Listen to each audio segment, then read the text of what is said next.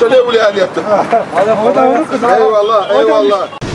Yıllardan beri de bu mesleği icra ediyoruz, sezonluk.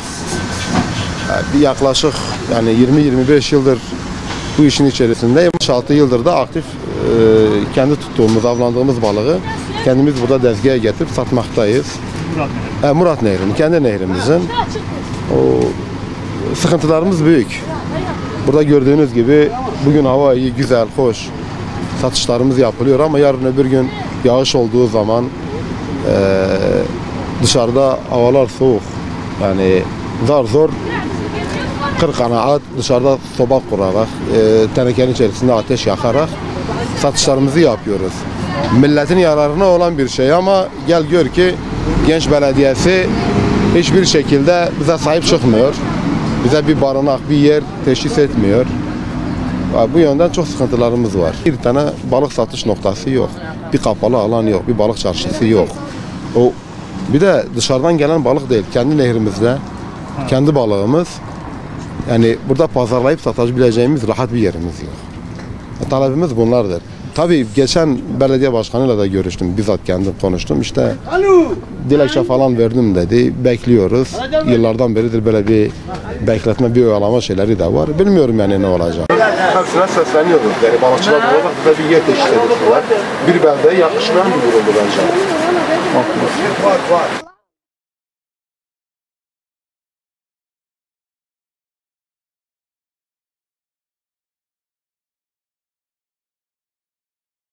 Arkadaşın dediği gibi hani bizim büyük bir sıkıntımız var, yerimiz yok. Hani bunu daha önce de ben Sayın Mehmet Zeki Dirik Genç Belediye Başkanımıza da söyledik, dile getirdik. Kendileri de söyledi. Hani biz bu sıkıntılarla ilgili hani bir çözümü biz de kendi aramızda konuşmuşuz, çözüm bulmaya çalışırız. Ama tabii ki şu anda ana merkezinde yer bir sıkıntı olduğu için bence de onlar çözümü bulması için müsait bir yer. Bize vermeleri için kendileri de kendi aralarında toplantı yapıp konuşmuşlar, bunu dile getirmişler. Tabii ki eğer bize bunu hani yer verseler, kapalı bir yer, herkesin böyle düzgün bir şekilde, standart bir şekilde, çünkü burada öğrenciler de var. Halk da gelip gidiyor, kimse de rahatsız olmaz. Aslında bir yeri olsa daha güzel olur. Işçılık yeri olsa daha mantıklı. Çünkü halkın bir yere gitmesi daha mantıklı. Ama biri burada, biri yukarıda, biri ortada düzensiz olur. Millet de rahatsız olur, halk da rahatsız olur. Hoş olmaz. Yani görüntü bozulur.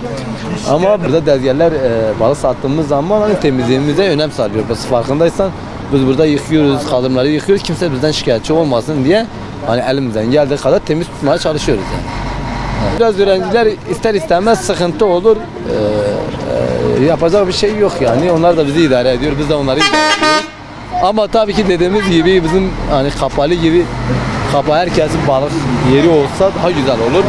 Millet de rahatsız olmaz, öğrenciler de rahatsız olmaz. Güzel bir şekilde herkes bir yere gidip balığını alıp evine gider yani.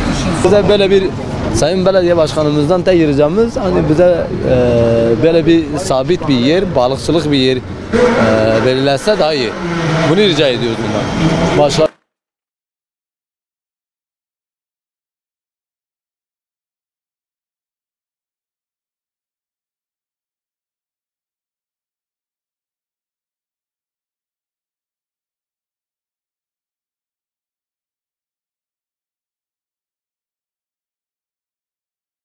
İyiydi. Şu an o kadar iyi değil.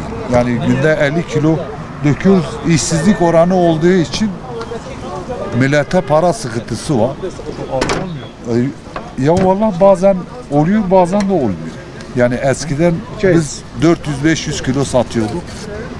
Şu an 100 kilo korkuyoruz ki dökmeye. Ya millette çalışma olmadığı için çevrede onun için iş yok. Her yerde iş sıkıntısı olduğu için kimsede para yok. Planımız iyi değil. Çünkü balıkçıların yeri olmadığı için kışın biraz sıkıntı yaşıyoruz. Yani yer olsaydı bizim daha çevremiz olurdu, şeyimiz olurdu, iş imkanı olurdu. Şimdi kışın hep dışarıda donuyoruz. Yani şimdi koymamışız ile kış sezonu başladığı zaman hep kendimize burada soba yakıp odun getiriyoruz. Normal burada yakıyoruz. Dükkanımız zaten olsaydı biz kendimize dükkan tutup daha güzel olurdu. Çünkü hem millet için hem bizim için. Ama iş oranı olmadığı için dükkan da tutamıyoruz. Buranın üstünü kapatmaya çalıştık. Belediye başkanı ile onların zabıtayla beraber geldik. Burayı güne yıktılar. Yani vermedi, müsaade vermedi. Çevreye çok çirkin şeyler oluyormuş.